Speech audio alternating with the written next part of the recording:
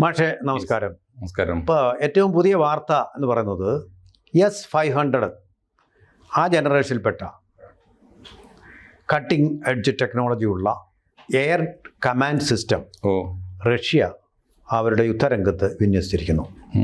ഇപ്പോൾ റഷ്യ ഇപ്പോൾ എന്താ പറയുക, അജയ്യമായിട്ടൊരു ശക്തിയായിട്ട് വന്നു എന്ന് വേണമെങ്കിൽ നമുക്ക് വിശ്വസിക്കാം. കാരണം ഏത് രാജ്യത്തു നിന്ന് നയിക്കുന്ന ഏത് മിസൈലിനെയും നേരിടാനുള്ള ഒരു പ്രതിരോധ ശക്തി അത് നേടിയിരിക്കുന്നു.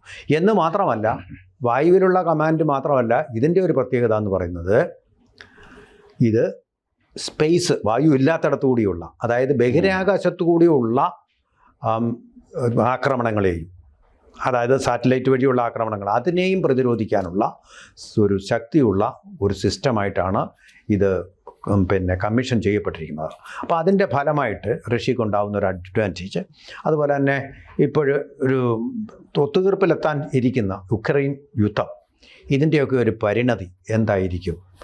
അല്ല, ഒരു കാര്യം വളരെ കൃത്യമാണ്. ഇപ്പോൾ യുദ്ധത്തിനുള്ള മനസ്സില്ലാത്തത് കൊണ്ട് ചൈന അവരുടെ കയ്യിലുള്ള ശേഷിയെക്കുറിച്ച് ലോകത്തോട് പറയുന്നില്ല, അറിയിക്കുന്നില്ല എന്നേ ഉള്ളൂ.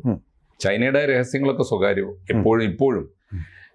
ഇപ്പോഴും അക്ഷരാർത്ഥത്തിൽ ആ സ്വകാര്യങ്ങൾ സൂക്ഷിക്കാൻ അവർക്ക് പറ്റുന്നുണ്ടെന്നേ ഉള്ളൂ. എനിക്ക് തോന്നുന്നു റഷ്യ ഇപ്പോൾ ഈ ചൈന മാറ്റി നിർത്തിയാൽ ഈ ലോകത്ത് ഏറ്റവും കൂടുതൽ യുദ്ധശേഷിയുള്ള രാജ്യം റഷ്യ തന്നെയാണ്. അത് അവർ പ്രകടിപ്പിക്കുകയും ചെയ്യുന്നുണ്ട്. അവർക്കത് പ്രകടിപ്പിക്കേണ്ട ആവശ്യമുണ്ട്. അവർക്ക് അത്തരത്തിലുള്ള അജണ്ടയുണ്ട്. ചൈനയെ പോലെയല്ല. ചൈനക്ക് ലോകം മുഴുവൻ മാർക്കറ്റ് ഉണ്ടായാൽ മതി, ലോകരാജ്യങ്ങൾ അവരുടെ ക്ലയൻസ് ആയിട്ട് മാറിയാൽ മതി. റഷ്യക്ക് അതല്ല. റഷ്യയുടെ അജണ്ട കുറച്ചുകൂടി വലുതാണ്. അവരുടെ ഒരു പഴയ സാമ്രാജ്യമോഹമുണ്ട്. അത് പഴയ പീറ്റർ ചക്രവർത്തിയുടെ കാലം തൊട്ടുള്ളതാണ്. അത് കഴിഞ്ഞിട്ടാണ് സോവിയറ്റ് യൂണിയൻ വന്നത്. സോവിയറ്റ് യൂണിയനെ തിരിച്ചു പിടിക്കുക. സോവിയറ്റ് യൂണിയൻ 75 കൊല്ലം കഴിഞ്ഞപ്പോൾ തകർന്നു പോയി. 75 കൊല്ലം തികയുന്നതിന് മുമ്പ് 21 വന്ന് 89 ആകുമ്പോൾ തീർന്നു. അപ്പോൾ ആ ഒരു അന്തരീക്ഷത്തിൽ നിന്ന് ഇനി സോവിയറ്റ് യൂണിയനേക്കാളും പുറകോട്ട് പോയിട്ട് ഒരു സാംസ്കാരിക സാമ്രാജ്യം അവരുടെ അജണ്ടയിലുണ്ട്. റഷ്യൻ സംസ്കാരം, റഷ്യൻ ഭാഷ, റഷ്യയുടെ കൃഷി, റഷ്യയുടെ കൾച്ചറൊക്കെ ഉള്ള ഒരു കുറെ കൂടി യൂറോപ്പിലെ ഒട്ടേറെ രാജ്യങ്ങളിൽ അതുണ്ട്. സോവിയറ്റ് യൂണിയൻ ചെതറിപ്പോയപ്പോൾ പല രാജ്യങ്ങളിലായിട്ട് അത് പോയിട്ടുണ്ട്. അതൊക്കെ തിരിച്ചു പിടിക്കുകയോ അല്ലെങ്കിൽ ഉഭയകക്ഷി സമ്മതത്തോടെ തിരിച്ചു കൊണ്ടുവരികയോ ചെയ്യുന്ന ഒരു ഗ്രേറ്റർ റഷ്യ കൺസെപ്റ്റ്, നമ്മൾ പറയാറില്ലേ, ഗ്രേറ്റർ ഇന്ത്യ കൺസെപ്റ്റ്, സംഘ RSS ഒക്കെ ഉന്നയിക്കുന്നത് പോലുള്ള ഒരു ഡിമാൻഡ് അവരുടെ കയ്യിലുണ്ട്. അത് വളരെ ഹിഡൻ ആണ്, എന്നാൽ അത് വളരെ പ്രകടവുമാണ്.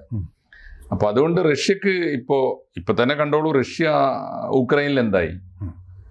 5 കൊല്ലത്തോളായി, ഇതുവരെ എവിടെയും എത്തിച്ചിട്ടില്ല. മാത്രമല്ല, ഇപ്പോ റഷ്യയുടെ ആ യുദ്ധം തുടങ്ങുമ്പോൾ ഉള്ള റഷ്യയുടെ ഡിമാൻഡ് എന്തായിരുന്നുവോ ആ ഡിമാൻഡൊക്കെ ഞങ്ങൾ അംഗീകരിച്ചിരുന്നു എന്ന് ഈ 5 കൊല്ലം കഴിഞ്ഞപ്പോൾ അമേരിക്ക ഉൾപ്പെടെയുള്ള ആളുകൾ ട്രൂസിന് സമ്മതിച്ചുകൊണ്ടിരിക്കുകയാണ്. അപ്പൊ റഷ്യക്ക് ഇനി ഒന്നും ഉണ്ടായിരുന്നാ മതി. സെലൻസ്കി മാത്രം. ഇപ്പൊ റഷ്യക്ക് ഏറെ കണ്ടീഷൻ ഓൾറെഡി അംഗീകരിച്ചു. ഇനിയിപ്പോ സെലൻസ്കി പറയുന്നത് 2-1 ഡു ഓർ ഡൈ ആണ്. ഒന്നുകിൽ സ്വമേധയാ കീഴടങ്ങുക. പുടിൻ ഒരു കാര്യം കൂടെ മുന്നോട്ട് വെച്ചിട്ടുണ്ട് പക്ഷേ, അതായത് റഷ്യയിൽ തെരഞ്ഞെടുപ്പ് നടത്തുകയാണെങ്കിൽ ഞങ്ങളുടെ മിലിറ്ററി ഓപ്പറേഷൻസ്, റഷ്യയിലല്ല യുക്രൈനിൽ തെരഞ്ഞെടുപ്പ് നടക്കുകയാണെങ്കിൽ, ജനാധിപത്യ തെരഞ്ഞെടുപ്പ് നടക്കുകയാണെങ്കിൽ ഞങ്ങളുടെ മിലിറ്ററി ഓപ്പറേഷൻസ് കംപ്ലീറ്റ് അത് സീസ് ഫയർ പോലെ തന്നെ ഞങ്ങൾ നിർത്തിവെക്കാം എന്നാണ്. അത് റഷ്യക്ക് അപാരമായ, ഉക്രൈൻ്റെ കാര്യത്തിലേ റഷ്യക്ക് അപാരമായ ആത്മവിശ്വാസമുണ്ട്. കാരണം റഷ്യ പോയി നേരിട്ട് അധിനിവേശം നടത്തിയതല്ലല്ലോ, ഇപ്പോഴല്ലല്ലോ. ഇപ്പോൾ ഏതാണ്ട് 2014 എന്ന് പറഞ്ഞാൽ എത്ര കൊല്ലായി? 11 കൊല്ലായി. അപ്പോൾ 11 കൊല്ലം മുമ്പ് തന്നെ ആ പ്രദേശത്തുകാർ, ഇപ്പോൾ ഈ ക്രീമിയ ഉൾപ്പെടെയുള്ള പ്രദേശത്തുകാർ, ഡോൺബോസ് ഉൾപ്പെടെയുള്ള പ്രദേശത്തുകാർ, ആ പ്രദേശത്തുകാർ യുദ്ധം ആവശ്യപ്പെട്ടതല്ല. ആ പ്രദേശത്തുകാർ റഷ്യയെ മാടി വിളിക്കുകയായിരുന്നു എത്രയോ കാലമായിട്ട്. അപ്പോൾ അവർക്ക് ആവശ്യമുള്ളത് ഇപ്പോൾ ഉക്രൈനിലൊരു പ്ലബിസൈറ്റ്, നമ്മൾ പറയില്ലേ, ഒരു ഹിതപരിശോധന നടത്തിയാൽ മതി, ഒരു തെരഞ്ഞെടുപ്പ് നടത്തിയാൽ മതി. ആ തെരഞ്ഞെടുപ്പ് നടത്തിയാൽ തെരഞ്ഞെടുപ്പിൽ കൃത്യമായ ക്വസ്റ്റ്യൻ ചോദിക്കണം. നിങ്ങൾക്ക് റഷ്യയുടെ കൂടെ ചേരണോ? നിങ്ങൾക്ക് ഈ പ്രദേശങ്ങളിലൊക്കെ റഷ്യൻ സംസ്കാരം, റഷ്യൻ ഭാഷ, റഷ്യയോടുള്ള അടുപ്പം, റഷ്യൻ വിശ്വാസം, റഷ്യൻ മതം, ഈ പറഞ്ഞ ഓർത്തഡോക്സ് ക്രിസ്ത്യൻ ഉൾപ്പെടെയുള്ള, അപ്പോൾ ആ സംഗതികളൊക്കെ മുൻനിർത്തിയിട്ട് നിങ്ങൾക്ക് റഷ്യയുടെ കൂടെ ചേരണമെന്ന് ചോദിച്ചാൽ ഉക്രൈൻ്റെ നല്ലൊരു ശതമാനം പ്രദേശങ്ങൾ തന്നെ റഷ്യയുടെ കൂടെ ചേരും. ആ വിശ്വാസം അവർക്കുണ്ട്. അത് ഉറപ്പുവരുത്തിയിട്ടാണ് ഉക്രൈൻ സത്യത്തിൽ ഈ ക്രീമിയക്കാരാണല്ലോ വിമോചന സമരം തുടങ്ങിയത്. ഡോൺബോസും കൂടി അതിന് ചേർന്നത് പിന്നെ റഷ്യയുടെ. അപ്പോൾ ആ ഒരു സമയത്താണ് റഷ്യ അവർക്ക് സഹായം കൊടുക്കാൻ വേണ്ടി വരുന്നത്. അപ്പോൾ ഉക്രൈൻ്റെ കാര്യത്തിൽ റഷ്യൻ അധിനിവേശം എന്നോ റഷ്യൻ ആക്രമണം എന്നോ ഒന്നും പറയാൻ വയ്യ. ഉക്രൈൻ്റെ കാര്യത്തിൽ അവർക്ക് കോൺഫിഡൻസ് ഉണ്ട്. കൾച്ചറലായി ഉക്രൈൻ്റെ നല്ലൊരു ഭാഗം ഇപ്പോഴും റഷ്യയുടെ കൂടെ ചെല്ലാൻ താല്പര്യമുണ്ട്. അതുകൊണ്ടാണ് പറയുന്നത്, നിങ്ങൾ തെരഞ്ഞെടുപ്പ് പ്രഖ്യാപിച്ചാൽ ഞങ്ങൾ യുദ്ധം നിർത്താമെന്ന് പറഞ്ഞു. അത് നല്ല കണ്ടീഷനാണ്. ഒരു പക്ഷേ ജനാധിപത്യപരമായ ഒരു മര്യാദയുമാണത്. അപ്പോൾ അതിപ്പോൾ സെലൻസ്കിക്ക് അംഗീകരിക്കാവുന്നതാണ്. കാരണം അത് ഏകപക്ഷീയമായി കീഴടങ്ങലല്ലോ. എൻ്റെ ജനതയ്ക്ക് ഞാൻ സ്വാതന്ത്ര്യം കൊടുത്തിരിക്കുന്നു, അവർ തിരഞ്ഞെടുക്കട്ടെ, അവർ തീരുമാനിക്കട്ടെ. അപ്പോൾ എന്താ കുഴപ്പമെന്ന് വെച്ച് കഴിഞ്ഞാൽ, ഇത്രയും കാലമായിട്ട് ഈ യുദ്ധം മുഴുവൻ ചെയ്തത് ഈ ജനതയുടെ കൂടി അഭിലാഷത്തിനെതിരായിട്ടായിരുന്നു എന്നുകൂടി അദ്ദേഹം സമ്മതിക്കേണ്ടി വരും. അതാണ് സെലൻസ്കിക്ക് വരാൻ പോകുന്ന പരാജയം. അപ്പോൾ അത് ശരിയാണ്. അതേസമയത്ത് ഇപ്പോൾ ഈ S-500 ഒക്കെ എടുത്തു, അല്ലെങ്കിൽ അത് പ്രയോഗിക്കാൻ തുടങ്ങി, അത് ഞങ്ങൾ സ്വന്തമാക്കിയിരിക്കുന്നു, അത് ഞങ്ങൾ അറ്റൈൻ ചെയ്തിരിക്കുന്നു എന്ന് ലോകത്തോട് പറയുന്നത് ഉക്രൈന് വേണ്ടി അല്ല എന്നാണ് ഞാൻ വിശ്വസിക്കുന്നത്. ഉക്രൈൻ്റെ ആവശ്യമില്ല. Already they are won. ഒരു വിജയിച്ചു കഴിഞ്ഞ ഒരു യുദ്ധമാണ്. പിന്നെ സെലൻസ്കിക്ക് വേണമെങ്കിൽ അത് എത്ര വേണമെങ്കിലും നീട്ടിക്കൊണ്ടുപോകാം, ഉക്രൈൻ നീട്ടിക്കൊണ്ടുപോകാം. അത്രയും കാലം അവർക്ക് ഈ അന്താരാഷ്ട്ര സഹായമൊക്കെ കിട്ടും യുദ്ധത്തിന് വേണ്ടിയിട്ട്. പ്രസിഡന്റായിട്ടിരിക്കുകയും ചെയ്യാം. വേറെ ഒന്നും അതിനകത്തില്ല. ഇതിപ്പോ ചെയ്യുന്നത് ഉക്രൈന് വേണ്ടിയിട്ടല്ല, വേറെ പലർക്കും വേണ്ടിയിട്ടാണ്. ഒന്ന് പോളണ്ടിൽ ഇഷ്യൂ ഉണ്ട്. പോളണ്ടിൽ കഴിഞ്ഞ ദിവസം കമ്മ്യൂണിസ്റ്റ് പാർട്ടിയെ നിരോധിച്ചല്ലോ, അത് കണ്ടില്ലേ? താരതമ്യേന ദുർബലമായ കമ്മ്യൂണിസ്റ്റ് പാർട്ടിയേ ഉള്ളൂ. എങ്കിലും ആ പാർട്ടിയെ നിരോധിച്ചു പറഞ്ഞാൽ എന്താ അർത്ഥം? എന്താ? ഞാൻ ഇടയ്ക്ക് ഒരു കാര്യം കൂടെ പറഞ്ഞു. ഇപ്പോൾ ചിതയിൽ അടുത്തിരിക്കുകയാണ് നമ്മുടെ ശ്രീനിവാസൻ്റെ ദേഹം. ശ്രീനിവാസന് ആ സിനിമയിൽ സന്ദേശം സിനിമയിൽ പറഞ്ഞൊരു ഡയലോഗാണ്, പോളണ്ടിനെ കുറിച്ചൊന്നും മിണ്ടരുത്. അവിടെയാണ് ഇപ്പോൾ കമ്മ്യൂണിസ്റ്റ് പാർട്ടിയുടെ അന്ത്യകൂദാശ നടന്നിരിക്കുന്നത്, അല്ലേ സാർ? തീർച്ചയായിട്ടും. പോളണ്ടിലെ കമ്മ്യൂണിസ്റ്റ് പാർട്ടിയെ നിരോധിച്ചു എന്ന് പറഞ്ഞാൽ അതിന്റെ അർത്ഥമുണ്ട്. ഈ മാർപ്പാപ്പ ഉൾപ്പെടെയുള്ള കത്തോലിക്ക ക്രിസ്ത്യാനികളുടെ ആഗോള സഭ, അതിന് രണ്ട് കാരണം കൂടി ഉണ്ട്. ഈ റഷ്യൻ വംശക്കാര് കത്തോലിക്കരല്ല, ഒന്നാമത്തെ കാര്യം. രണ്ടാമത്തെ കാര്യം, ഈ അമേരിക്കയുടെ കൂടി ഒരു ഓശാന കിട്ടുകയും ചെയ്യും. അപ്പൊ അമേരിക്കയുടെ കൂടി പിന്തുണയോടുകൂടി ഇപ്പോൾ അവിടെ കമ്മ്യൂണിസ്റ്റ് പാർട്ടി നിരോധിക്കുന്നതിന്റെ ഒക്കെ ഒരു കാര്യം അതാണ്. റഷ്യയുടെ നിഴലായ അവിടുത്തെ കമ്മ്യൂണിസ്റ്റ് പാർട്ടിയെ പോലും, ആ കൊച്ചു കമ്മ്യൂണിസ്റ്റ് പാർട്ടിയെ പോലും ഒരു ഭയപ്പെടുന്നു. അപ്പൊ റഷ്യ പോളണ്ടിനെ ആക്രമിച്ചേക്കും എന്നൊരു ശങ്കയുണ്ട്. ബാൾട്ടിക് രാജ്യങ്ങൾ നമ്മൾ പലപ്പോഴും ചർച്ച ചെയ്തതാണ്. ലാത്വിയ, ലിത്വാനിയ, എസ്റ്റോണിയ, ഈ 3 രാജ്യങ്ങൾ റഷ്യയുടെ സംസ്കാരത്തിന്റെ ഭാഗമാണെന്ന് എത്രയോ കാലമായി റഷ്യ പ്രഖ്യാപിച്ചതാണ്. അതിൽ എസ്റ്റോണിയയെ ആക്രമിച്ചതാണ്. ഇനി ബാക്കിയുള്ള ബാൾട്ടിക് രാജ്യങ്ങളാണ്. പഴയ സോവിയറ്റ് യൂണിയന്റെ സോവിയറ്റ് കൾച്ചറാണ്, റഷ്യൻ കൾച്ചറാണ്. അപ്പോൾ ആ രാജ്യങ്ങൾക്ക് നേർക്കുനേരാക്രമണം വരും. അപ്പൊ റഷ്യക്ക് ഒരു റഷ്യൻ വിപുലീകരണ പദ്ധതി ഉണ്ട് യൂറോപ്പിൽ.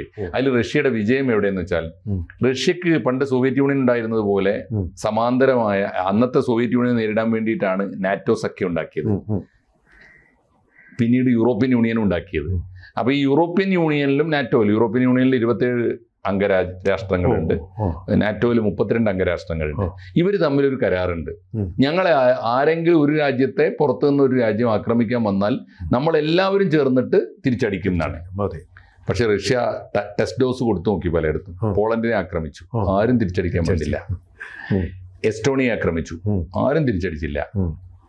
അപ്പോ ഇനി അങ്ങോട്ട് യൂറോപ്പിൽ ഒരു അജണ്ടയുണ്ട്. അത് ഈ പറഞ്ഞ പോളണ്ടിന് നേരെ വരാം. ഈ ബാൾട്ടിക് രാജ്യങ്ങളായ 3 രാജ്യങ്ങൾ കൊച്ചു രാജ്യങ്ങളാണ്. 3 രാജ്യങ്ങളും കൊള്ളാവുന്ന രാജ്യങ്ങളാണ് കേട്ടോ. അവരെ ആക്രമിക്കാം, ഫ്രാൻസിനെ ആക്രമിക്കാം, സാക്ഷാൽ ഗ്രേറ്റ് ബ്രിട്ടനെ വരെ, UK വരെ ആക്രമിക്കാനുള്ള പദ്ധതി ഉണ്ടാവും. അതുകൊണ്ട് റഷ്യ ഒരു റഷ്യൻ വിപുലീകരണ പദ്ധതിക്ക് ഒരുങ്ങിയിരിക്കുന്നു എന്ന് വേണം പറയാം. പുടിൻ വന്ന് പറഞ്ഞപ്പോഴും അതാ, ഞങ്ങളുടെ പഴയ സംസ്കാരം, ഇന്നലെ നിന്നുകൊണ്ട് തന്നെ ഞങ്ങളുടെ പഴയ സംസ്കാരം അതിലേക്ക് മടങ്ങുക എന്നുള്ളൊരു വാക്യം കൂടി അദ്ദേഹം കൊടുത്ത ഇന്റർവ്യൂവിൽ പറഞ്ഞു. ഈ യാഥാർത്ഥ്യം മനസ്സിലാക്കിയിട്ടാണ് അമേരിക്ക എത്രയും വേഗം ഈ തുടങ്ങി വെച്ച പണ്ടാരമാണല്ലോ നിർത്തിവെക്കുക. അല്ലെങ്കിൽ അമേരിക്കക്ക് ഒന്നും ചെയ്യാൻ കഴിയില്ല. കാരണം അമേരിക്കയാണ് ഈ നാറ്റോയുടെ തലപ്പത്ത്. ഓരോ അംഗരാജ്യങ്ങളുടെയും GDP-യുടെ 2% വെച്ച് കൊടുത്തുകൊണ്ടിരിക്കുന്നുണ്ട്. 5% ആക്കണം എന്ന് അമേരിക്ക ആവശ്യപ്പെട്ടിട്ടുണ്ട്. പറ്റില്ല എന്ന് പല അംഗരാജ്യങ്ങളും പറഞ്ഞിട്ടുണ്ട്. കാരണം ഇത് മുഴുവൻ അമേരിക്ക കൊടുക്കാനാണ്. എന്നാൽ അമേരിക്ക നിർമ്മിക്കുന്ന ആയുധങ്ങൾ അംഗരാജ്യങ്ങൾക്ക് കൊടുക്കാനാണ്. GDP പണം എല്ലാ അംഗരാജ്യങ്ങളും കൊടുക്കും, ആയുധം ഇവർക്ക് തിരിച്ചും കൊടുക്കും. അപ്പൊ ആ ഏർപ്പാട് ഇനി മതി, ഞങ്ങളുടെ ചെലവിൽ നിങ്ങൾ ആയുധ കച്ചവടം നടത്തേണ്ടെന്ന് അമേരിക്കയോട് തിരിച്ചറിഞ്ഞിട്ടുണ്ട്. അപ്പൊ അതുകൊണ്ട് ഇന്ത്യയുടെ ഒരു പോയിന്റ്, നമ്മൾ S-500 വന്നു കഴിഞ്ഞാൽ ഒരു കാര്യം, പുടിൻ നേരത്തെ തന്നെ ഇന്ത്യയുമായിട്ടുള്ള ചർച്ചയിൽ പറഞ്ഞ ഒരു കാര്യം, അത് സോഴ്സ് കോഡ് ഉൾപ്പെടെ ട്രാൻസ്ഫർ ചെയ്യുന്നു. അത് ഇന്ത്യക്ക് തീർച്ചയായിട്ടും അപ്പോൾ ഒരു അടുത്ത ജനറേഷനിലേക്കുള്ള ഒരു മാറ്റവുമാണ്. നമ്മുടെ സ്പേസും കൂടി പ്രൊട്ടക്റ്റ് ചെയ്യപ്പെടും എന്നുള്ളതാണ്. കടലിൽ ഇപ്പോൾ ആൾറെഡി ഒരു കമാൻഡ് സിസ്റ്റം നമ്മളിപ്പോൾ തന്നെ വിന്യസിച്ചിട്ടുണ്ട്. അതുപോലെ തന്നെ കഴിഞ്ഞ പ്രാവശ്യം വന്നപ്പോൾ നമ്മൾ ഒരു ആണവ പോർമുനയുള്ള അന്തർവാഹിനി പാട്ടത്തിനെടുത്തിട്ടുണ്ട്. പാട്ടത്തിന് തന്നെ കോടിക്കണക്കിന് രൂപയായി. അങ്ങനെ നമ്മൾ റഷ്യയിൽ നിന്ന് പാട്ടത്തിനെടുക്കാൻ കരാറായിട്ടുണ്ട്. അപ്പോൾ ഇന്ത്യ എല്ലാ വിധത്തിലും സമുദ്രം, വായു, അതുപോലെ തന്നെ ബഹിരാകാശം 3 വിധത്തിലും പ്രതിരോധിക്കപ്പെടുന്ന ഒരവസ്ഥയും കൂടെ ഈ S-500 കമ്മീഷനിങ്ങിന് പിന്നിലുണ്ട് എന്നുള്ളൊരു പ്രതിരോധ പ്രാധാന്യമുണ്ട്. തീർച്ചയായിട്ടും ഉണ്ട്. കാരണം റഷ്യയുടെ ഒരു പിന്തുണ ഈ സമയത്ത് നമ്മൾ ഉറപ്പുവരുത്തേണ്ടതുണ്ട്. കാരണം 2 ചെകുത്താന്മാർ അപ്പുറത്തും ഇപ്പുറത്തും നമുക്ക് ഭീഷണി ഉയർത്തുന്നുണ്ട്. ഒന്ന് തൊട്ടടുത്ത് ചൈന, കുറച്ച് ദൂരെയാണെങ്കിലും അമേരിക്ക ദൂരെയാണെങ്കിലും അമേരിക്കയുടെ 2 അടിമപ്പണിക്കാർ ബംഗ്ലാദേശും പാകിസ്ഥാനും നമ്മുടെ തൊട്ടടുത്തുണ്ട്. 3ാമത്തെ രാജ്യം, ഏറ്റവും വലിയ രാജ്യമാണ് ചൈന. സമ്പന്നമാണ്, സൈനിക ശക്തിയാണ്. അവര് നമ്മളെ തോണ്ടിക്കൊണ്ടേയിരിക്കുന്നുണ്ട്. അപ്പൊ ഈ സമയത്ത് റഷ്യയുടെ സൈനികമായ ഈ വളർച്ച അത് ഇന്ത്യയുടെ കൂടി സകല ആശീർവാദവും അതിനുണ്ടാവും, ഉണ്ടാവുകയും വേണം. അത് നമ്മുടെ സമാധാനത്തിന് വേണ്ടിയാണ്, നമുക്ക് യുദ്ധം ചെയ്യാനല്ല. അതെ, തീർച്ചയായിട്ടും അത് ഉണ്ടാവട്ടെ എന്ന് ഉണ്ടാവുന്ന പ്രതീക്ഷിക്കണം. തീർച്ചയായിട്ടും കൂടുതൽ വാർത്തകളും വിശേഷങ്ങളും നിങ്ങളിലേക്ക് എത്താൻ ABC മലയാളം സബ്സ്ക്രൈബ് ചെയ്യുക, ബെൽ ബട്ടണും അമർത്തുക.